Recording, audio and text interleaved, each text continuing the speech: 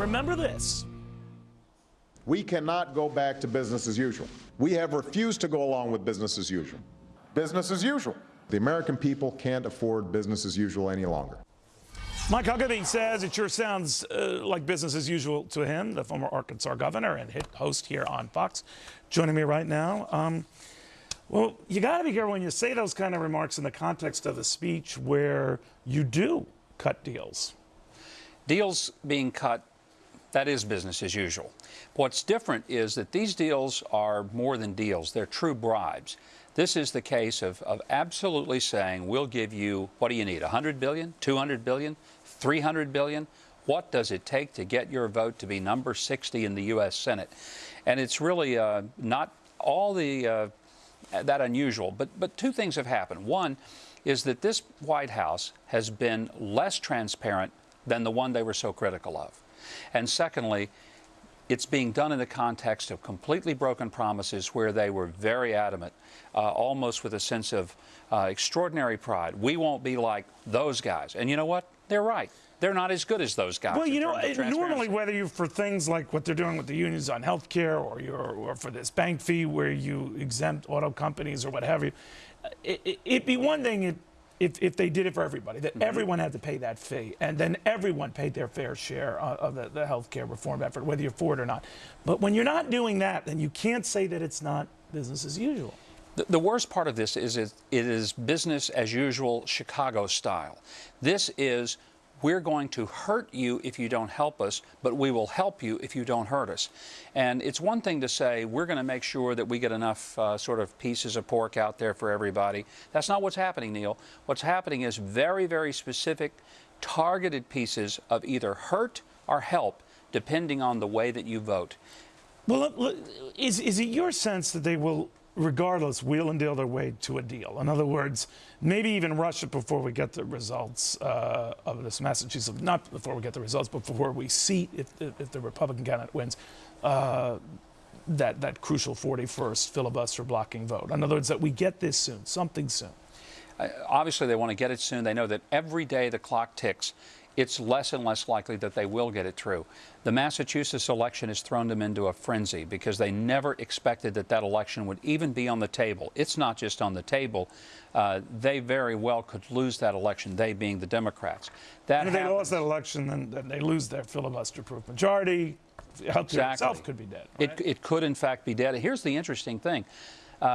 For all the talk about how that the Democrats really believe that America wants this, Scott Brown, the Senate candidate, is specifically campaigning on the idea that he will be the vote that keeps it from happening, and that's why he's leading in the polls. So it really defies the very sort of articulate exposure that Nancy Pelosi and Harry Reid continue to give to their members of Congress, saying, stay with us on this because this is what the people want. I want to get to a couple of examples of that in a second, Governor, very quickly. But Scott Brown, we had him on the show yesterday, and one of the things I raised with him is, say what you will of him, he was an early backer as a state senator of your old presidential candidate opponent, Mitt Romney, when he was governor, for this state health care program that has now fallen on some tough times.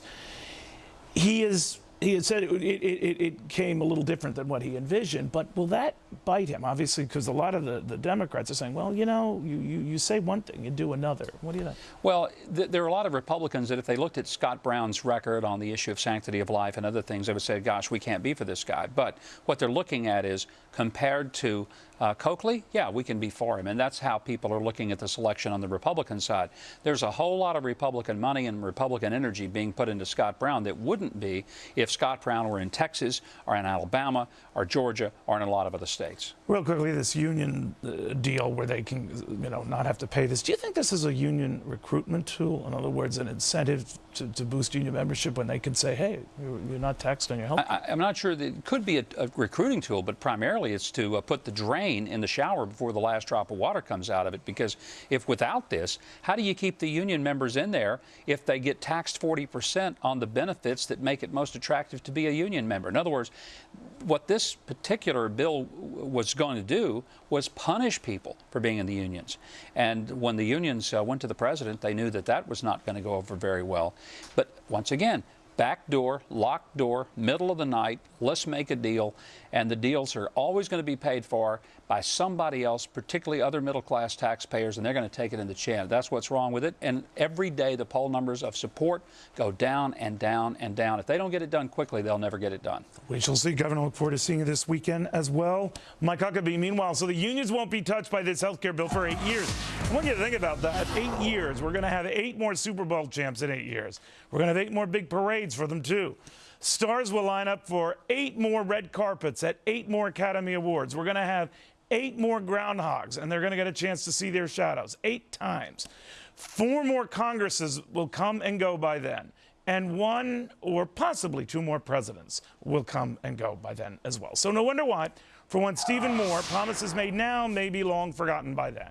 He's, of course, with the Wall Street Journal best-selling author, my buddy, Steve Moore. Steve, what do you make of this? Hey, Neil, I mean, I'm just so enraged about the double standard here. And, you know, you talked about this with Mike Huckabee, but I just want to put a punctuation mark on it. Basically, what we have is now one standard for people who are in unions. They don't have to pay a tax. And people, all other Americans hired by small businesses and non-unionized firms that have to pay a tax. I mean, it would be the equivalent, Neil, if we said, you know what, unionized workers don't have to pay the income tax anymore. Just non-unionized workers do. I don't even see how this is constitutional. I think it's a sordid process, and this is exactly why the American people have turned so fervently against this bill. Still, Nancy Pelosi thinks this is a good idea. This is what she had to say earlier on this very issue of unions. We all owe a debt of gratitude to our friends in the labor movement for making this, having this an interaction with the White House, because really all America's working families benefited from the accommodation that has been made. It's a heck of an accommodation, right? Yeah. You know, I don't understand that, Neil. How do all Americans benefit from that? What it does is, you know, when you let one group off the hook, it means that other groups have to pay more taxes. Remember, the whole idea behind this tax in the first place was to plug some of the holes in the bill so that it doesn't explode the deficit. Remember, Neil, that the people who have the Cadillac plans in America, the group that tends to be most reliant on those high-cost plans, are exactly the unionized workers who've been exempted. And what that means is now this tax isn't going to raise as much money, and it raises another problem, Neil. Now the bill doesn't pay for itself anymore, and it does increase the budget deficit. Well, you know, you and I have not had to deal with this on a large effort. Governor Huckabee has, of course, in Arkansas. But when you lose money from one source, you have to find it from another. And That's this is $60 billion at a minimum you're going to have to find from someone else, short of just taxing Hannity. I don't know where they get it.